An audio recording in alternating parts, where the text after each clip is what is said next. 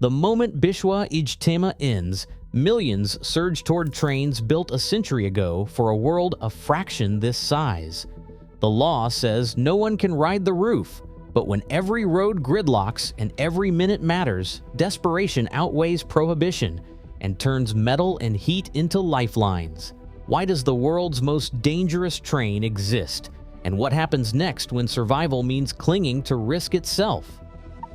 By midday, the final prayer on the banks of the Turag River ends, and the pressure begins to build.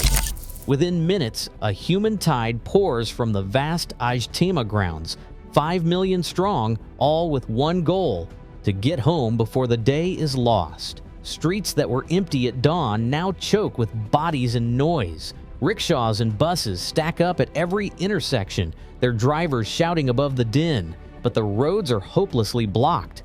Traffic does not move. It freezes. Even motorcycles and auto rickshaws stall in the gridlock, boxed in by crowds and piles of luggage. Every available truck bed, pickup, and van is crammed with people. But these fill and vanish in seconds. There is no system to stagger the release. There is only the sudden collective urge to move, all at once, as if the city itself is exhaling. At the station gates, the crowd thickens into a solid wall. Platforms buckle under the weight of pilgrims and porters, and the station loudspeakers are lost in the crush. Organizers and police try to direct the flow, but their voices disappear beneath the surge. Inside, ticket counters are overwhelmed, officials barely visible behind a sea of outstretched hands. Tickets sell out in the first hour. Some try to wait, but patience is a luxury no one can afford. For most, the only option is the railway. Trains become the final artery still open, the only way to cut through the gridlock and reach distant villages or city jobs before tomorrow's obligations return. The risk is obvious, but the alternative is no way home at all. Bangladesh's railways trace their origins to the late 1800s, when British engineers laid tracks to move jute and rice between river ports and the city. Those early lines, never meant for millions, still form the backbone of the system today. By the time of independence in 1971, the network stretched roughly 2,800 kilometers across the country, its shape and capacity already fixed even as the population soared. Dhaka, once a provincial town, swelled into a megacity of more than 24 million. The tracks remained nearly unchanged, with just 142 kilometers serving the capital and its outskirts, while the number of people needing to move multiplied several times over. Carriages built for quieter decades now strain under festival surges and daily commutes. Investments add new engines and a few extra lines, but the core network, its width and its bottlenecks, remains a colonial relic. As crowds press in, the boundaries between legal and illegal blur. Riding on the roof is banned by law, but when platforms overflow and tickets vanish within minutes, enforcement becomes a formality. Police and railway officials know the risk, but also the reality. For many, the only way home is to climb above the rules. What began as an act of desperation has become routine, a familiar sight every festival and a silent agreement between authorities and riders. The system's limits are written into the city's rhythm. Every year, the choreography of departure repeats, and the rooftop becomes not just an escape, but a necessity. On the roof, survival is a matter of habit and rhythm, passed quietly from veteran riders to newcomers every festival season. There is a pattern to every movement: step, pull, shift, lock. Don't look down, keep your center low.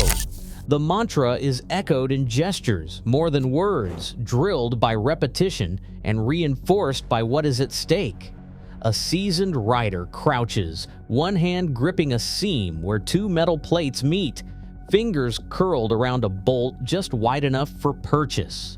The roof curves gently, never flat, so every footstep must be deliberate. Plant on a ridge, avoid the vent covers, test for heat before settling in. Soot from the diesel exhaust coats every surface, making the metal slick and the air harsh in the lungs. The best grip is always near a seam or bolt. The smooth panels in between offer nothing but the illusion of safety. Climbing up, a newcomer hesitates at the edge, searching for the right place to anchor. A veteran reaches down, wrist to wrist, hauling the new arrival onto the narrow spine of the carriage. Feet shuffle sideways, knees bent low to keep balance as the train lurches. There is a choreography to it. One person moves, the next shifts to make space. A tap on the shoulder warns of a hot patch or a vent about to hiss. Luggage is wedged under knees or lashed with a strip of cloth to a bolt. Every action is calculated to limit sudden movement. On a roof this crowded, a stumble can ripple through a dozen bodies. The rules are rarely spoken, but everyone learns them fast. That sequence, step, pull, shift, lock, becomes instinct. The difference between a safe grip and a slip is measured in seconds and centimeters, and only the practiced eye knows where the metal will hold. Heat radiates from the metal roof, rising with the noon sun until it stings through thin soles and scorches exposed skin. The surface, already slick with soot, becomes nearly impossible to grip for long. Riders shift their weight, searching for seams or bolts that will not burn. The air is thick with diesel fumes and fine black dust, settling into hair, eyes, and lungs.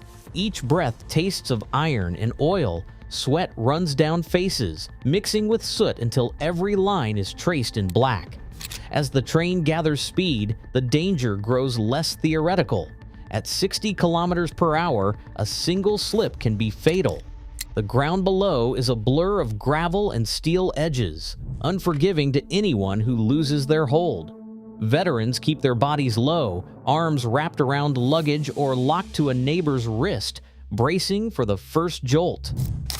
The engine's vibrations travel through the roof, a warning that physics does not negotiate. Even modest acceleration can send a ripple through the crowd, testing every grip and every instinct. Passing trains bring their own hazard. An express in the opposite direction can unleash a blast of wind strong enough to knock a grown man sideways. Clothing snaps like flags, loose bags threaten to take flight, and for an instant, balance is everything. Riders duck low, eyes squeezed shut against the rush of dust and grit. The horn blares painfully loud, cutting through the chaos as police on the platform wave frantically, trying to clear people from the deadliest zones near the moving parts.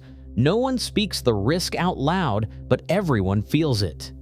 The collective endurance is visible in every tense jaw, every hand that tightens around a bolt, every silent calculation of what it would take to hold on just a moment longer. A sudden roar tears through the air as an express train barrels past in the opposite direction, just meters away. The blast of wind strikes the rooftop riders with the force of a gale, snapping shirts and scarves into the air, threatening to tear loose anything not tied down. For a split second, the world tilts, bodies press lower, hands clamp tighter, eyes squeeze shut against a stinging cloud of dust. The train beneath groans as the pressure wave rolls over it, every muscle and instinct focused on staying anchored. Even the most experienced riders feel the surge, legs braced against the curved metal, arms locked around luggage or the nearest shoulder. There is no warning besides the rising howl and the horn's scream, no second chance if grip fails. Balance is not just skill here, it is the only thing standing between survival and a fatal fall onto the blur of gravel and steel below. Inside the cab, the driver steadies his hands on soot-darkened controls, eyes flicking between faded gauges and the blur of bodies outside.